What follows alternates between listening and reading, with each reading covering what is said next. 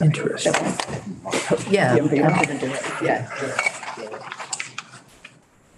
Okay, so seeing quorum, but not a chair or a vice chair, I will call this meeting to order. My name is Anthea Dexter Cooper from the Office of Legislative Counsel. And the first order of business will be to take nominations for a chair for this biennium. I would nominate Representative Squirrel. Okay, Representative Squirrel has been nominated. Are there any other nominations? Seeing no one jumping in, I would look for a motion. To close nominations and direct you to cast one ballot for Representative Squirrel. Works for me. That motion. All those in favor say aye. Aye. Opposed? Great. The meeting is yours, Chair. All right, thank you very much. Appreciate it. Okay, the next order of business is to elect a vice chair. Are there nominations? Senator Lyons, I'd like to nominate Senator McDonald for vice chair. are there any other nominations? Do I have a motion? Move that the chair close nominations and cast one ballot for Senator McDonald to serve as vice chair of the Legislative Committee on Administrative Rules. Okay. Hearing no more discussion, all those in favor of electing Senator McDonald to vice chair of LCAR, please say aye. Aye. Opposed? Welcome, sir. Thank you. Okay, before we get started here, as is custom in the committee, we like to go around and introduce ourselves. I'll start with the council. Anthea Dexter Cooper from the Office of Legislative Counsel. Representative Mark Higley from the Orleans Lamoille District. Ginny Lyons representing Chittenden and Chittenden Southeast, Senator. Senator Dave Weeks, Rutland County. Representative Seth Bongartz. I represent the towns of Arlington, Manchester, Sandgate, and a sliver of Sunderland. Senator Chris Bray, representing the Addison Senate District. Representative Trevor Squirrel, representing Underhill and Jericho. Senator Mark McDonald representing the Orange Senate District, Orange County Senate District. Charlene Dindo, Committee Assistant. Nancy Schreier, Administrative Assistant. Okay, and this is the start of a new biennium for LCAR, which happens every 2 years. Folks are renominated or reappointed or appointed. Everyone around the table has been reappointed, with the exception of Senator Weeks here, so welcome. Thanks, sir. All right. First order of business here is Rule 22, P23, Agency of Human Services, Disability Services, Developmental Services. I believe Stuart Scher, General Counsel for Dale, will be speaking to it initially. Was that a correct assumption? That is correct, Mr. Chair. Yes. I have Senator Bray is raising his hand. I know why he's raising his hand, because we didn't follow do the the agenda and deal with the minutes. Oh, you had your hand up too. So we'll pause here for a second. And what we're talking about are the minutes from January 19th, 2023. Any discussion? Senator Bray? I move approval of the minutes of January 19, 2023. Any more discussion? All those in favor, please say aye. Aye. Opposed? Okay. Thank you, Senator Bray. Welcome. Mr. Scher, please proceed. Thank you. Good morning, all, and congratulations to the chair and vice chair on your recent appointments. Again, my name is Stuart Scher. I am the General Counsel for the Department of Disabilities, Aging, and Independent Living. And joining me today is Claire McFadden, and she can. Hello. You see her on the screen there. Claire is the subject matter expert in this area, and so she and I together will do our best to answer any questions that you may have. The Developmental Disabilities Act of 1996, also referred to as the DD Act, which is found in 18 VSA Chapter 204A, details a community-based system of care for people with developmental disabilities and their families. It was enacted after the closing of the Brandon Training School, and it outlines, among other things, the duties of the department, the principles of service, the system of care plan, the application process, complaints and appeals procedures, and the role of the advisory board, which is also known as the State Program Standing Committee. So this amendment to that rule that was authorized under the DD Act serves several purposes. The first is simply to align the formatting of the rule with those of the other healthcare administrative rules within the Agency of Human Services, but the remaining proposed changes are more substantive. The next purpose is to fulfill the requirements of the DD Act, which required the department to adopt these rules, which among other things have to include criteria for determining eligibility for services, procedures for determining eligibility, certification standards for programs, training standards, and as I mentioned before, complaints and appeals. Another purpose of the amendment is to streamline the existing rule as authorized by Act number 186 of the 2022 session by placing categories of content which are no longer required to be adopted by rule in the Developmental Services State System of Care Plan, described in 18 VSA Section 8725.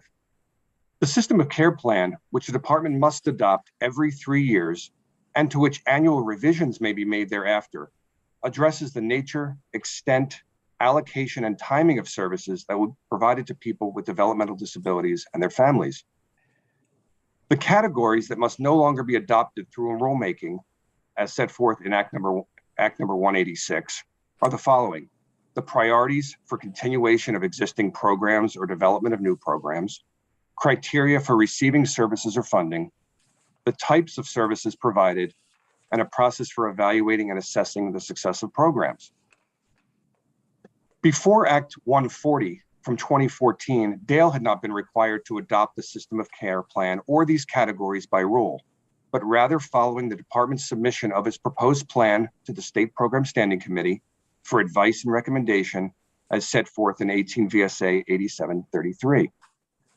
With the enactment of Act 186, these categories have been moved exclusively to the System of Care Plan, which enables the department and the members of the State Program Standing Committee to make modifications to the plan as necessary and as frequently as annually without the need for rulemaking.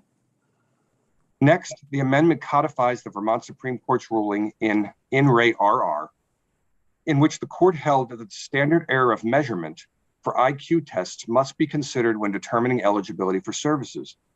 The proposed language now includes IQ scores of 75 or below when accounting for the standard error of measurement. The department has been using this more expansive eligibility criteria since the Vermont Supreme Court's ruling, and this rule, as proposed, seeks to align with that practice. Finally, the amendment is intended to align Vermont's Medicaid grievance and appeals rules with those required under federal law. The Agency of Human Services was granted an 1115 waiver by CMS, the Centers for Medicare and Medicaid Services, to operate its global commitment to health. Included within that waiver are special terms and conditions, one of which requires the Agency of Human Services and the Department for Vermont Health Access to comply with all aspects of the Medicaid grievance, appeals, and fair hearings provisions in 42 CFR Part 438, Subpart F. AHS and its departments have adopted those rules, and those are set forth in HCAR 8.100, and we've been applying them for years. This amendment would strike the outdated provisions in the current developmental services rule and insert the requirements of HCAR 8.100, which will result in the rule's alignment with longstanding practice across all Medicaid programs. So after filing the proposed rule, the state received dozens of public comments. The state responded to each and every one of them, and in many cases modified the proposed rule to reflect those recommendations. The department would like to say that it appreciates the thoughtful input offered by providers, advocates, participants, and their families throughout this process. But recognizing there was no conceivable way to please everyone, the department instead was guided by the standards set forth in statute to ensure that the rule satisfies each of those requirements. So having reviewed the authority of this committee as set forth in Title III, the department asserts that the statutory requirements for approval of the rule have been satisfied. And let me just briefly go through those. First, the rule is not beyond the authority of the agency. The rule is necessary to comply with the requirements in 18 VSA 8726 that requires the adoption of these rules. Second, the rule is not contrary to the intent of the legislature. First, the removal of 4 categories of the plan from the rule is not contrary to the intent of the legislature as reflected in the plain language of Act Number 186. This has in fact been acknowledged by the advocates in their public comments. Including those categories and placing them in the system of care plan allows for greater flexibility in making adjustments as may be needed. In fact, as mentioned before, as often as annually, the state system of care plan may be amended, and in fact, it must be amended every 3 years. In response to advocates' assertion that the removal from the rule results in less transparency, the department notes that when changes are deemed necessary or appropriate, the department is required by statute to present those changes to the State Program Standing Committee for advice and recommendation. Further, the department routinely seeks and receives robust stakeholder input prior to the plan development and holds public hearings and solicits public comment. Finally, the rule now clearly states that the available programs and their details related to eligibility are described in the system of care plan, which along with the rule is located on the Dale website. Second, in addition to complying with the global commitment waiver requirements, the rule is fully consistent with the requirements of the DD Act to, quote, adopt rules that include complaints and appeals. In 18 VSA section 8027, the department is required, quote, to provide notice to an applicant or the applicant's guardian as applicable of the rights provided under this chapter, state and federal law, and any other available rights of appeal for violations of any of those rights. And requires the department to provide notice to a person with a developmental disability or the person's guardian as applicable of any decision to deny, suspend, reduce, or terminate services prior to any action by the department or agency or program. The rule does just that. Advocates, however, want more, and it's understandable, but the failure to include the suggested content does not render the rule contrary to the intent of the legislature. In fact, the department has a rational basis for its decision to exclude content. Any changes to the federal grievance and appeals provision, to the extent they must be followed as required by the Global Commitment Waiver, would trigger a change to HCAR 8.100. If Dale's grievance and appeals rule deviate from those federal requirements, Dale would also be required to open up its rule again as well. By referencing HCAR 8.100 in its rule, as HCAR 8.100 changes, so does this rule. Now, advocates, for example, want the department to identify in a rule the entities by which one's appeal or grievance will be heard. In addition to the implications noted above, in the event of a change in the federal grievance and appeals requirements, identifying an entity by name or a process that may be subject to change inhibits flexibility and virtually ensures that frequent rulemaking will be required. It must be noted that the notices of adverse benefit determination or eligibility determination, as required under the DD Act, must include all content required by federal law. In fact, each notice tells the applicant or beneficiary, among other things, to whom a grievance or appeal must be sent and by what date. As such, when an applicant receives or recipient receives a notice of decision, there is no guessing as to how and from whom an appeal may be requested. During the previous rulemaking process years ago, the advocates expressed a similar desire for enhanced content of the appeals and grievance provisions. The department responded as it does today and offered in compromise to prepare and make available to applicants and recipients of services and their families a plain language guide that describes in greater detail the content requested by the advocates. The division, in conjunction with those stakeholders, is developing that guide to appeals, grievances, notices, and fair hearings. As specified now in the rule, quote, the guide will be made available to all applicants as authorized representatives during the initial screening and all recipients during the annual periodic review, as well as whenever an applicant or recipient is notified of a decision regarding eligibility or service authorization. The plain language guide will include specifics related to how to file a grievance or appeal, to whom it should be directed, timelines, and where to get assistance in filing. We're almost done. Number 3, the rule is not arbitrary.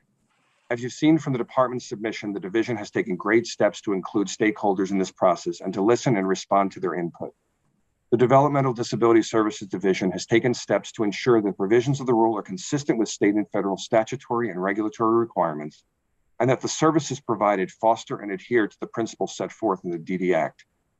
As defined in 3 VSA 801B13, the proposed language would make sense to a reasonable person, and the decisions are rationally connected to the asserted factual basis. As such, the rule is not arbitrary. And finally, the agency maximized the opportunities for public input.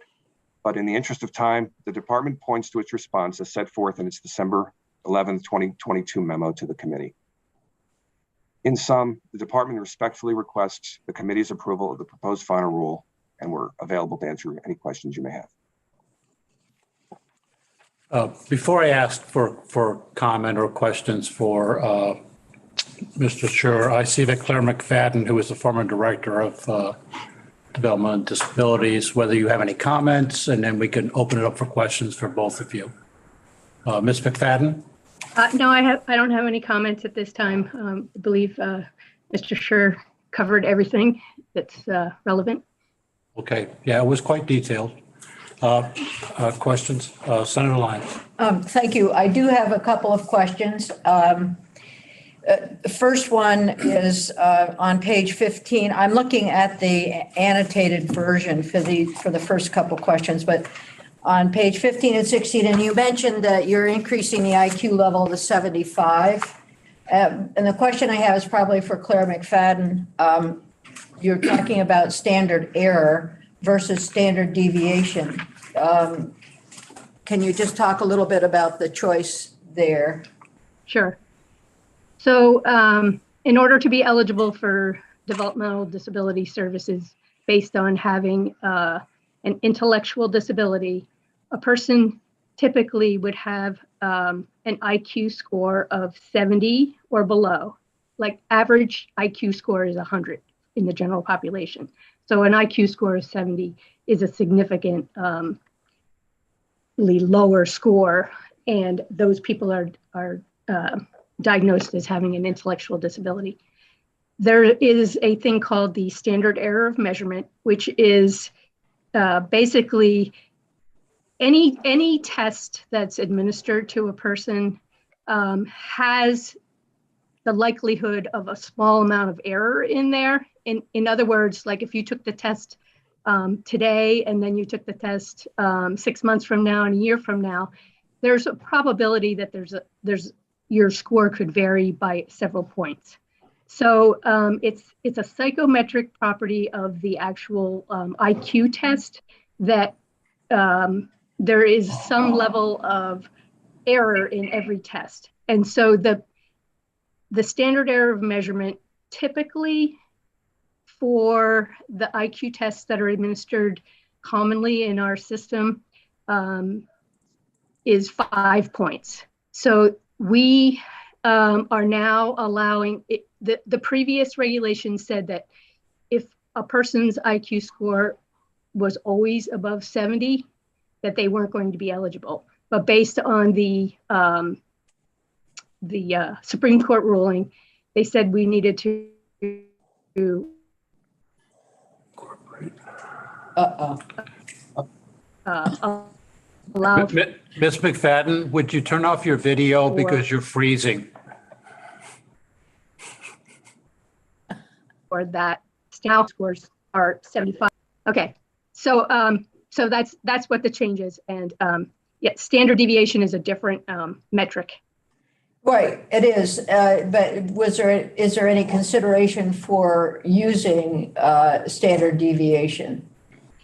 Because it's a higher number. That's all. Just curious about folks who might be at 80, for example, and have other circumstances that would put them into the category of disabled. So no, we did not consider that. We were basically making this change to comply with the recommendations from the Supreme Court ruling. Any expansion in eligibility, particularly as you go up closer to an IQ score of 100, it broadens the number of people who would be eligible for services, which has significant implications. And it's also not consistent with the definition of what an intellectual disability is. Okay, thank you. I have a couple more questions. I'll try not to belabor it, but on page 35 of the annotated version, you use ISO, but there's no I can't find a definition Okay. of ISO, and it's not on the page 6 of the clean copy or in the annotated version. So is there a place where that definition shows up? Because there are people probably here who don't know what ISO is. Right. It stands for, it's typically used with another term, which is supportive ISO, and ISO stands for supportive Intermediary intermediaries. Research Organization. So I guess it's a technical correction, but it would be, I think, important to include that definition.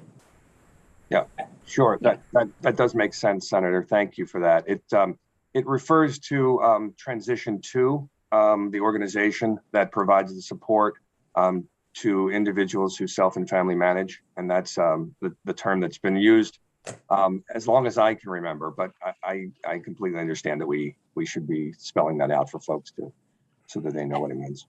Then I have two more questions, very short. The other one is on page 65. Let's see, it's on page 65 of the annotated version. The Act 186. If just a title for that act could be in place there, because it's so significant to everything that's here, but it would be helpful. There could be another Act 186 from 1970, so it would be helpful to have the title and perhaps a date associated with that. That's picky, but it's important.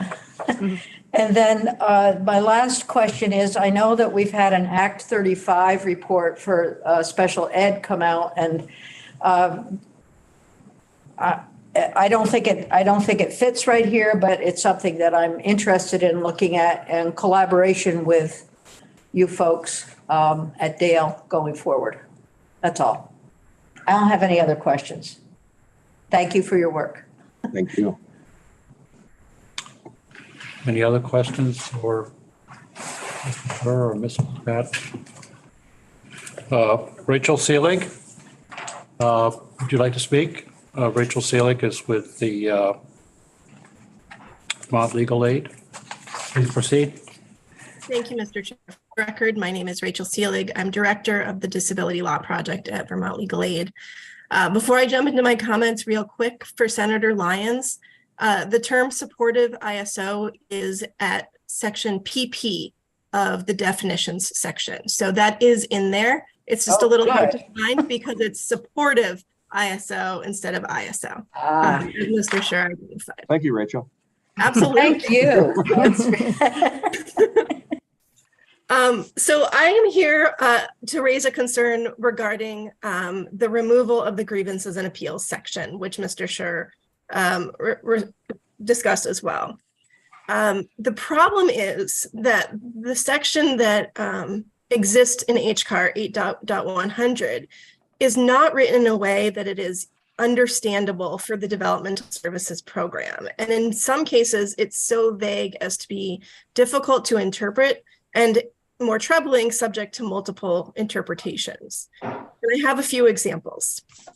One has to do with the distinction between a provider decision and a Medicaid program decision. Our developmental services agencies fit under both definitions of being a provider and at times being a Medicaid program. Rule 8.100.4 in the grievances and appeals section that Dale intends to use states that provider decisions do not require a service authorization are not adverse benefit determinations and therefore not subject to an internal appeal. However, because designated agencies operate either as a provider or as a Medicaid program, this leads to a lot of confusion. Here's an example. A client, a minor child, was found eligible for developmental services. The client requested transportation funding in order to purchase a van to safely transport the child to and from medical appointments. For well over a year, the designated agency neither funded the request nor submitted the request to Dale for additional funds, and never issued an adverse benefit determination. Why? As far as I can tell, because the line between this being a provider decision and a Medicaid program decision was impossible to determine. And it was not until the client's family reached out to us that we were able to resolve this issue. And I do want to say I really appreciated Mr. Scher's willingness to work with me on solving that and other issues for that client.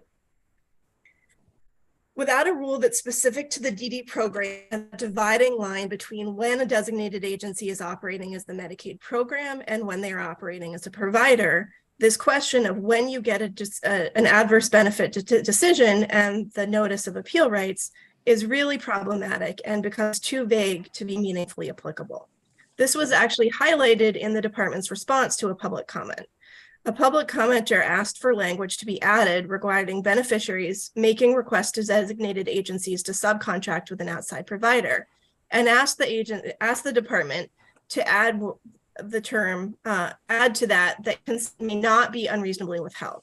The department's response, however, which is on page 20 of your memo, was that the denial of a beneficiary's request to obtain services from a non-agency provider outside the network when made by the Medicaid program is an adverse benefit determination to which appeal rights attach. However, a designated agency or specialized services agency in refusing to subcontract with an out-of-network provider is acting as a provider, not the Medicaid program. These sorts of decisions happen on a regular basis within the designated services system, and the lack of clarity about when something is a provider decision and when something is a Medicaid program decision causes significant confusion and has strong implications for when someone gets a notice that their request has been denied and that they can appeal. Here's a second example. Both the DD regs and the HCAR rules on grievances and appeals have provided an internal appeal of a decision that a person is not eligible for services. However, beginning in approximately April of 2022, without any change to HCAR, designated agencies and specialized services agencies received guidance through training not to conduct internal appeals of these decisions anymore, and instead direct families that they must appeal directly to the Human Services Board. Vermont Legal Aid has assisted a number of families, including one who had received a favorable internal appeal, which was then vacated after they received this guidance in their HSB appeals. This is a drain on the system and requires significantly more time and effort on the part of the state, the Human Services Board, beneficiaries and their families, and advocates than the much less formal internal appeals process. It highlights again how poorly HCAR 8100 applies to the DD program and the need for a DD program specific grievances and appeals rule that spells out how HCAR 8.100 applies to the program. While we appreciate the promise of a plain language document on appeals rights, this is a promise that has not been able to be fulfilled in almost a year now. It's not for lack of effort. The problem is that HCAR 8100 really is not well suited to the DD program. So I would ask that you find just the grievances and appeals decision in this rule to be contrary to the policy and intent of the DD Act of 1996 for several reasons. First, the Act requires that we treat people with developmental disabilities with dignity and respect and provide opportunities to make choices that will affect their life. I do not believe that using a rule that is so poorly applicable to the program achieves that purpose of treating people with dignity and respect and providing opportunities to make choices in their lives. Second, the DD Act requires the department to promote and facilitate participation of people with disabilities, developmental disabilities, in choices that affect their lives. The choice of whether to appeal a decision and how to appeal that decision is core. And as written, HCAR 8100 does not do so. Third, the DD Act requires that individuals receive full information about their complete information about the availability and choices and how the decision-making process works and how to participate in that process. HCAR Rule 8.100 does not fulfill this requirement because it does not explain how to participate in that process. Next, the requirement to adopt rules in the DD Act includes rules about the complaints and appeals procedure. I unfortunately do not agree with Attorney Scher's assertion that this separate rule, which is not specific to the DD program, meets the intent of the DD Act. Finally, the DD Act requires an internal complaints and resolutions procedure.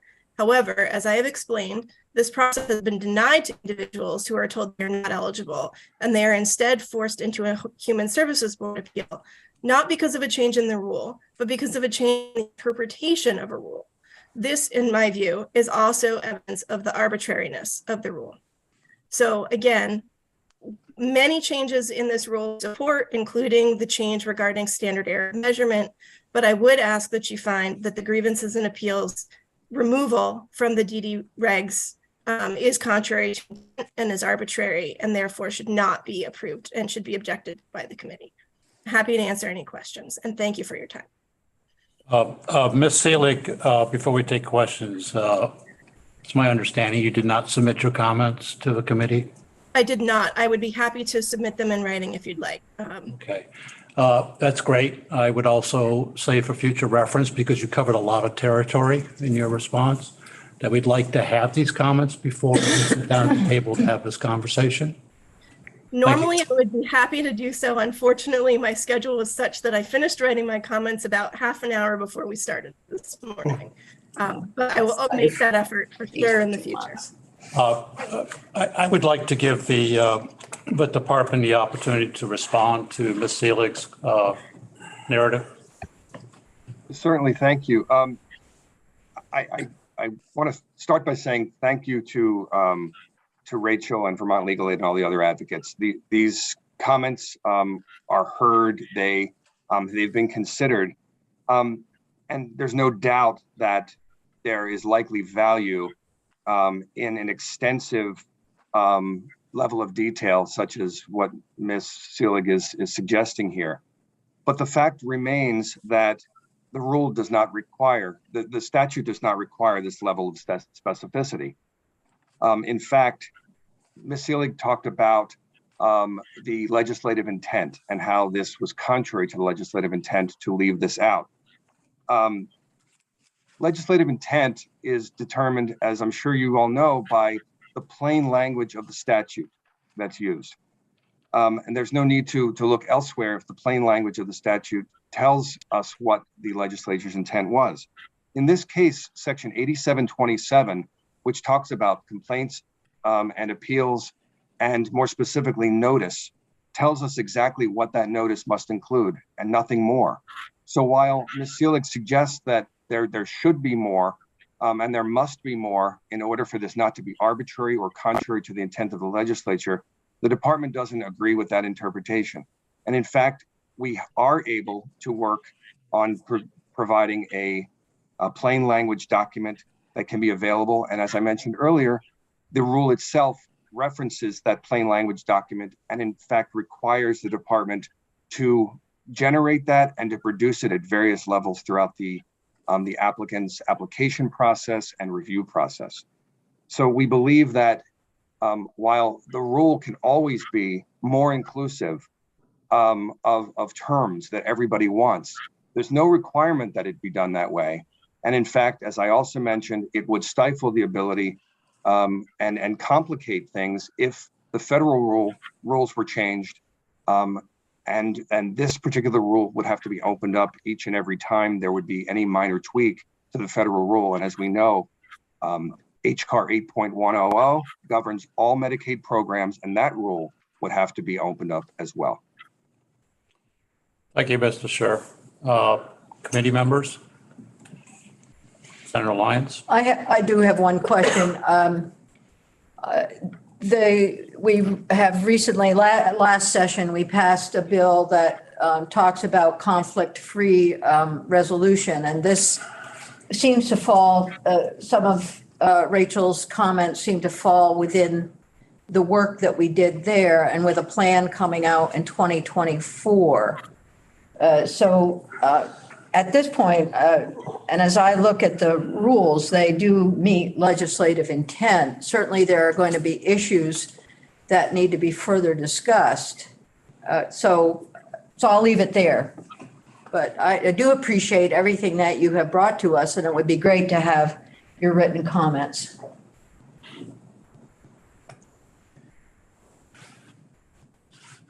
Any other questions from committee? How would you like to proceed?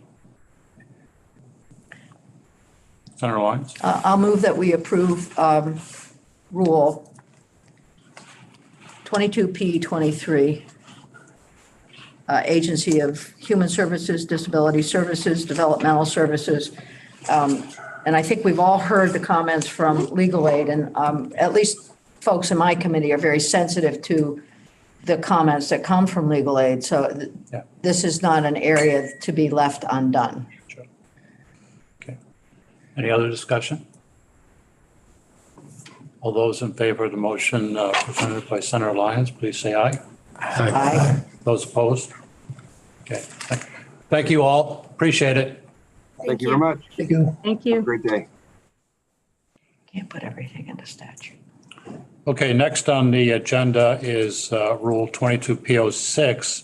And this is the pesticide rule that we all are very familiar with. And this is a request for extension of the adoption deadline, as the agency apparently has missed the adoption deadline. So they've made a formal request to us, and I'm looking for a document here. Do you have anything you want to add, Anthea, to that?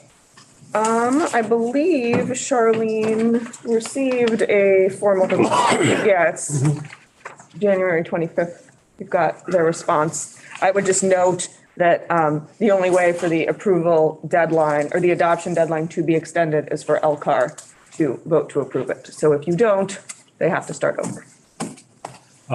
Senator McDonald. I want to give some space to the agency to say that they missed the deadline. We extended several times to hear more information. So certainly the deadline has passed, but it wasn't an act of omission on behalf of the agency.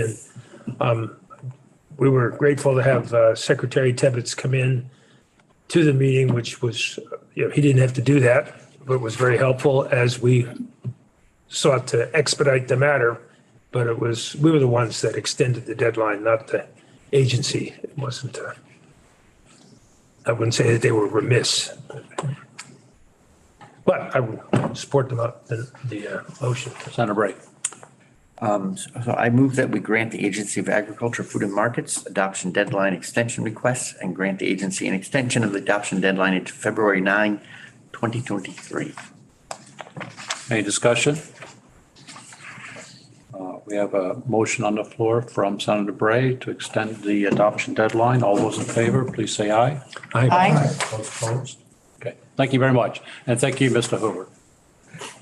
Thank you, members of LCAR, and congratulations on the new biennium and new appointments.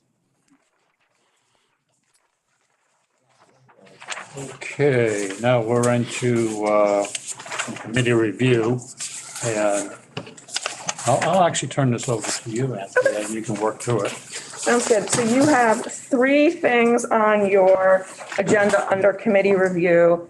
The first one is something that you started to talk about at your last meeting. It's the draft memorandum that would come from you, LCAR, to the chairs of the standing committees and Jennifer Carby, who's the director and chief counsel for the Office of Legislative Counsel.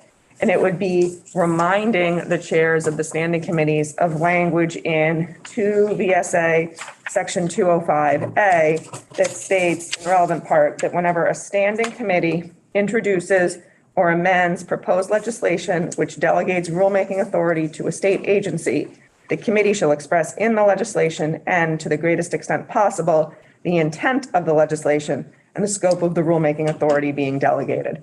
If you think about the grounds that LCAR has to object to a rule, 2 of them are it's contrary to legislative intent and that it is inconsistent with the delegation in statute. One of the ways that the 8 of you try and get that information is from sending those questionnaires, or Charlene sends the questionnaires that you sometimes get back asking for the current chairs of the standing committees to weigh in on some of those objection criteria. The chairs of the current standing committees are not necessarily the chairs when the legislation was worked on, and they, might not have a perfect recollection. So this is just reminding the current batch of chairs, many of whom are new, of the fact that statute directs them to do this where possible.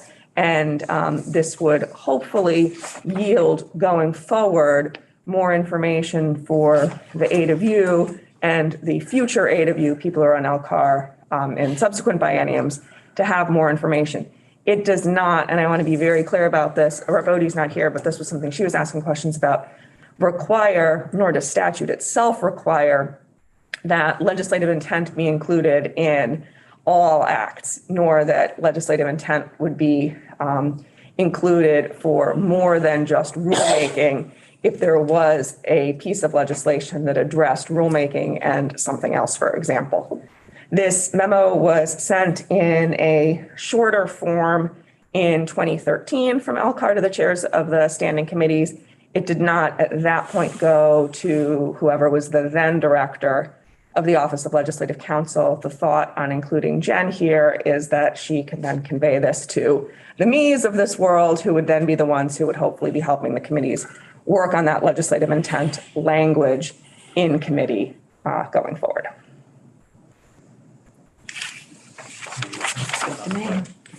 I want to thank council, and I'm glad that we're considering doing this, because we've talked, I think, off and on for years about the difficulty in assessing some of the rules that come before us, because it can be difficult to discern the legislative intent. And I think part of that is because in general in the legislature, it's not that well known or appreciated how important delegation with direction is. So I'm not sure. Anyway, so I think it's a step in the right direction. So thank you. Senator Lyons? Yeah, I think we should send the letter. Okay. It looks great. Thank you. I support it also. Yeah. Okay. Do we need to take a motion on this? Yeah, so just directing us to send it, approving the I'll offer a contents. motion. Senator Bray.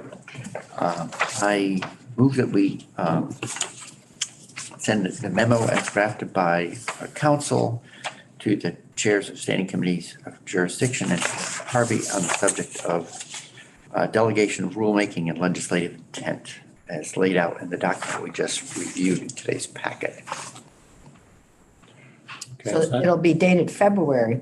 Yes, I will change both of those. I will also update in the letterhead. I will swap the chair and the vice chair. We got, yeah. And you've got to change the name of Yes. at least one person. No longer Honorable Joe Benning. We will include Senator Honorable David David Weeks. Weeks. Okay, any additional conversation, discussion? Okay, we have a motion from Senator Bray. All those in favor, please say aye. Aye. Opposed? Motion passes. Thank you. Okay, the second item that you have on your agenda under committee review is the draft memorandum that you at your last meeting discussed related to concerns on the rules regulating the use of pesticides. I worked with Representative Squirrel. He provided me with what should go in it in the conversations that he had.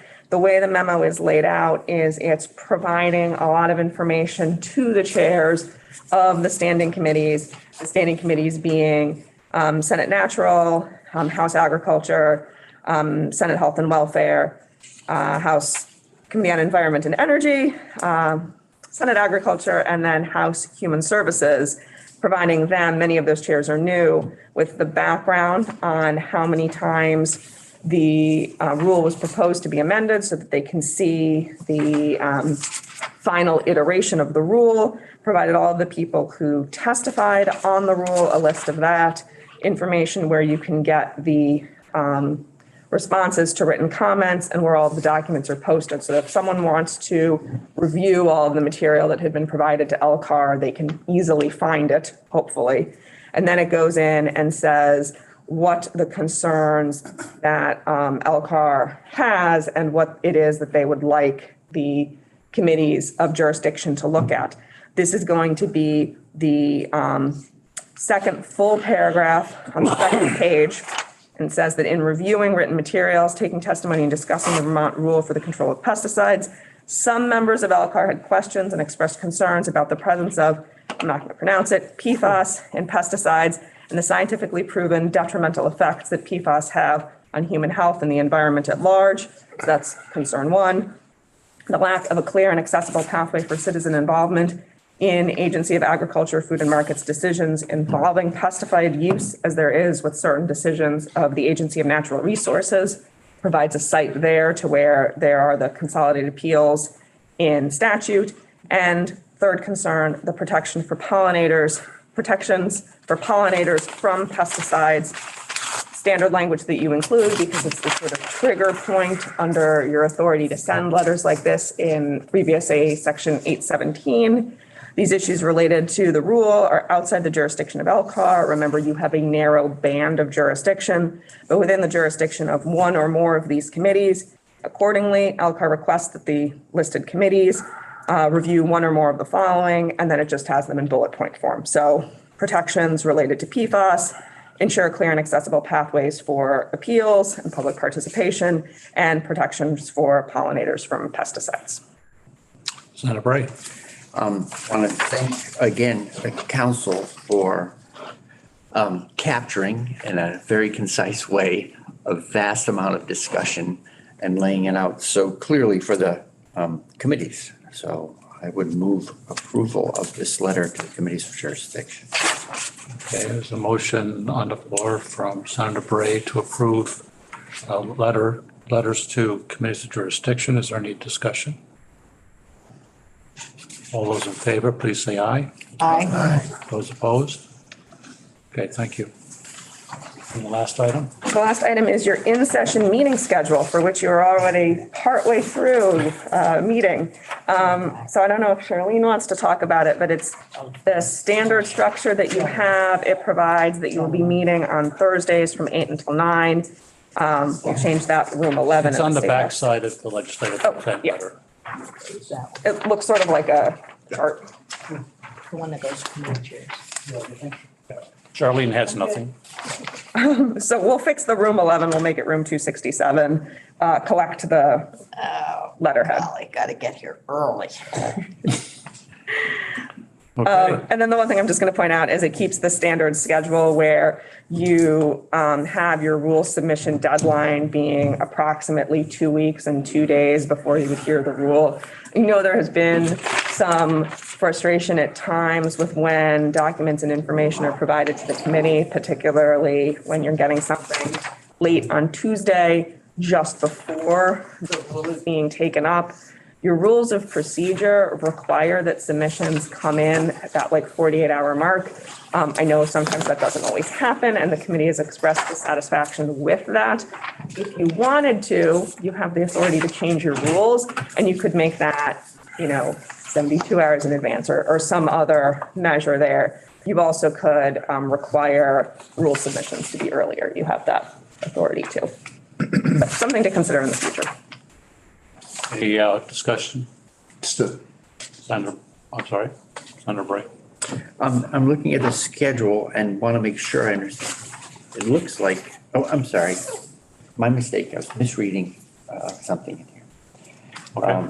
I do have a second question though. Okay. And that was, I've found it as a member of this committee in prior years, I find it really challenging sometimes that we meet in May.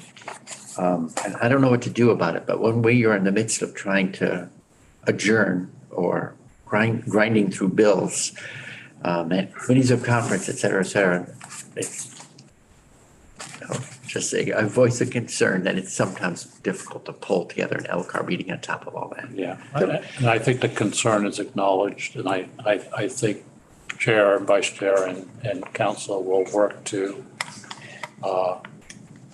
make sure we're as efficient as possible and allow for other duties. Representative Bonjour. I'd like us to think about moving the number from 48 hours to 72 hours. And if it's not, if it's not unreasonable or something, maybe there's something I'm missing about this, but I don't know why we wouldn't have the deadline 3 weeks ahead rather than 2, and why we wouldn't require to get the materials 72 hours instead of 48, because I've been one of those who has complained about this. I have sometimes gotten the materials the day before and had no chance to, and come to having had any chance to read them. I agree. Case in point today, that was a lot of information, way too late. Absolutely, and I will try to make Yep. aware.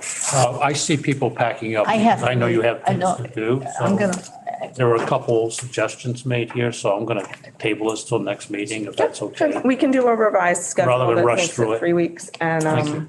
I'll do a revision to the rule that you can consider at a future meeting. Okay, and if there are no other comments? Senator Weeks? No. Okay. Again, welcome. All right, I call this meeting adjourned. For customary chair inaugural address, meeting room